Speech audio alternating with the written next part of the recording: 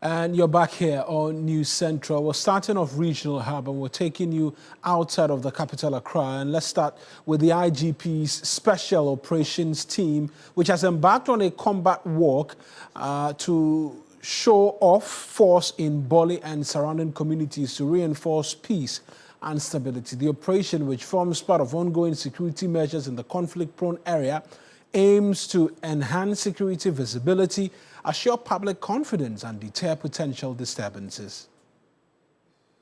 Prior to the exercise, 85 personnel were assembled at the base and received briefing from the officer in charge, ASP Bawa Abdul Jalil. Over the period, the curfew hours have been reviewed, and because of the review of the curfew hours, from 12 a.m. to 5 a.m., we have not been able to meet anybody breaking the law. This shows that things are coming back to normalcy. Our presence should continue to be felt by the people that we are there to guarantee their peace and safety. And for that matter, this is your men. If you some of them think that we are asleep, we are not asleep. We are showing force through this combat work this morning. That will indicate to them that nobody can mess up with this jurisdiction. I hope you are clear. Yes, the team, fully equipped with body armor and double magazine weapons, deployed in 8 service vehicles and 10 motorbikes for the exercise. The combat walk began with a tactical march through the main street of Boli, led by vehicles and motorbikes, as officers chanted combat songs to project readiness and morale.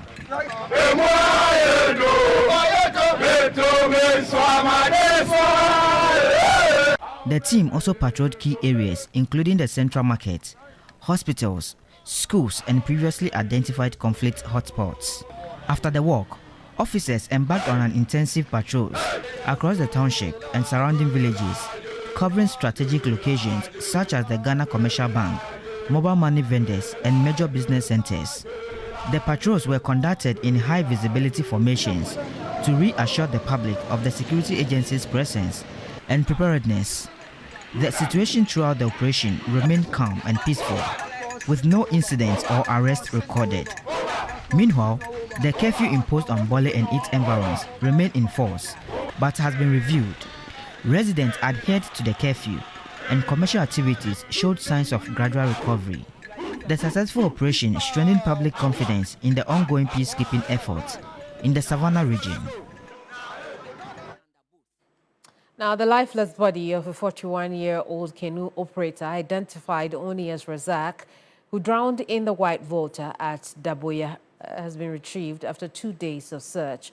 On Monday, October 27th, Razak, who was operating a canoe and crossing with passengers, fell into the river, leaving the passengers on board the canoe in the middle of the river. Even though the passengers managed to paddle themselves to safety, the canoe operator was not found. A search party was immediately deployed by the Canoe Operators Association.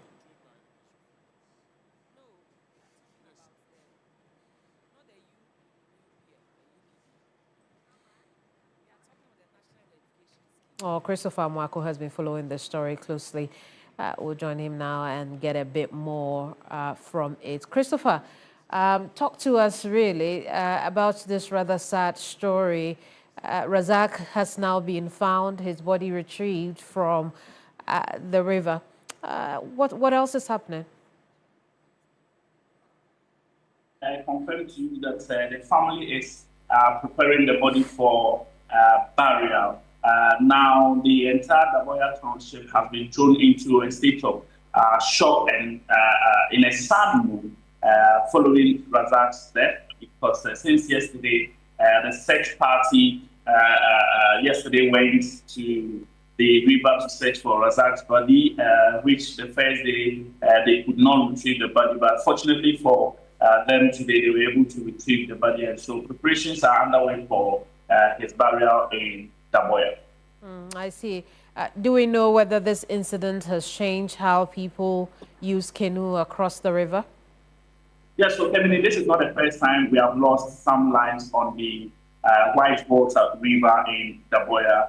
From 2014 till date, several lives have been lost. About This should be about the 13th life that has been lost on that river. And though unfortunate, but it does appear that people are not learning from this unfortunate incident. Just last week, we reported from that area how people were traveling on the Whitewater River without life jackets. Even as people still do so without life jackets. The issue is that, first of all, last year about 200 life jackets were supplied to the Canoe Drivers Association in the Daboya community. But as we speak, the number of life jackets are not up to 10. And so when you come and you demand for one, they look at you and your status, and they give you what it costs. The DC has indicated that they are putting in efforts to get more life jackets for them and also ensure compliance, so that the people will be compelled to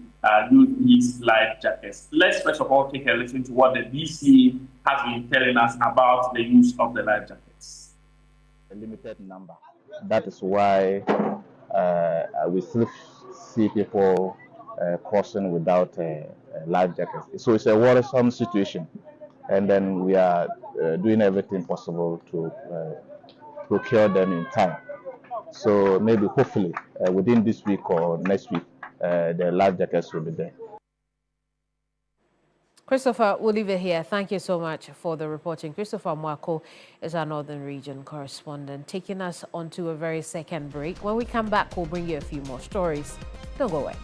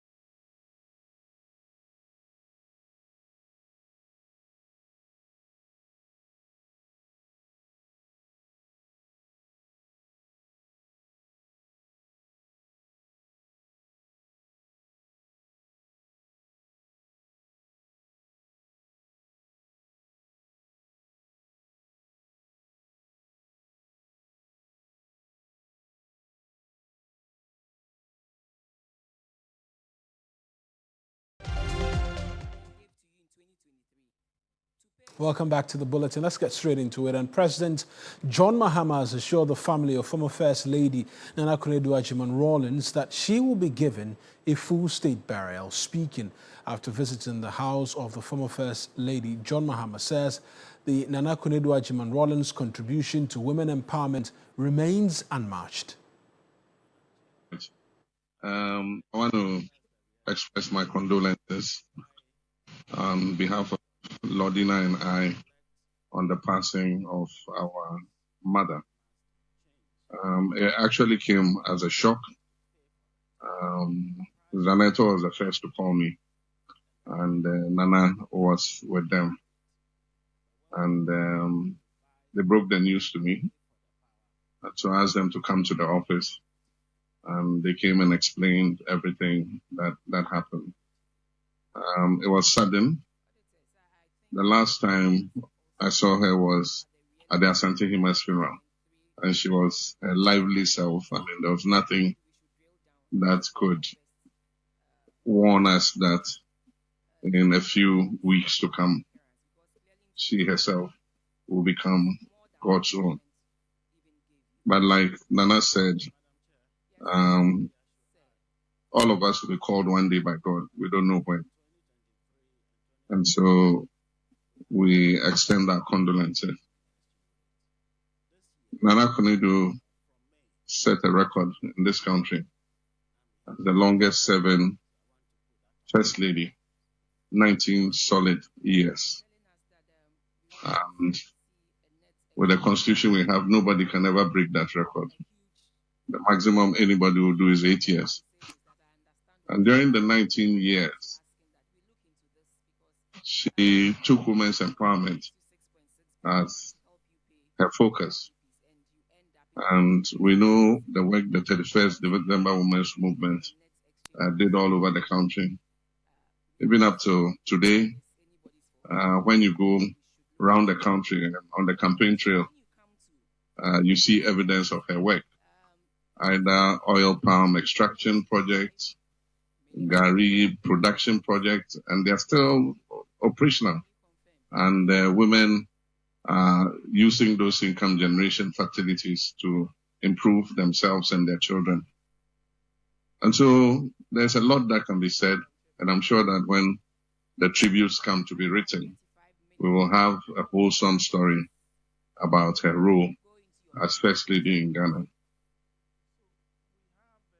That's the President, John Dramani Mahama, the resident of the Rawlingses, and a state funeral, rightfully deserved, if you ask me, and we look forward to that as well. Absolutely. Well, it's time for us to go. I am Mawuena Egbeta. And I am Kemini Amanor. We'll see you same time tomorrow. Bye-bye.